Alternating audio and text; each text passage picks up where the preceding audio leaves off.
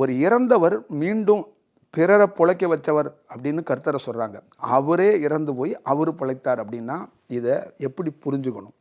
இதை புரியறதுக்கு மனித அறிவை கொண்டு புரிஞ்சிட முடியுமா, இல்லை என்ன மாதிரி புரிஞ்சிட முடியும்? அப்போ இந்த இஸ்லாம் கோட்பாடையோ இல்லை கிறிஸ்துவ கோட்பாடையோ இல்லை இந்துவோட கோட்பாடில் கடவுளாக தோன்றப்பட்ட கிருஷ்ணனே கடைசியில் நானே ஒன்றுமில்லை மறைந்து போகிறேன் அப்படின்னு அதோட எண்டிங் முடிக்கிறாங்க.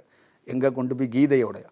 அப்போ இதை புரிஞ்சுக்கணுன்னா யாரோ ஒருவர், ஒரு ஞானவாதியார் கரெக்டான டீச்சிங் அவர் கொடுக்கும்போது அந்த புரிதல் அவங்களுக்கு அப்போ தான் ஏற்பட்டு இதுதான் நம்ம தியானத்துக்குள்ளே இருக்கிற முறைகள் இப்படி இருக்குது அப்படிங்கிறத அந்த உணர்றதுக்கோ அதை படிக்கிறதுக்கு அதில் பயணம் பண்ணுறதுக்கு மிகச்சரியான வாய்ப்புகள் உருவாக்கி தரப்படும் அப்படிங்கிறது ரொம்ப முக்கியம். பாடத்திட்டங்களை நாம் அப்படியே ப்ரெசன்ட் பண்ணால் மாணவர்களை தேர்ச்சி செய்ய முடியாது.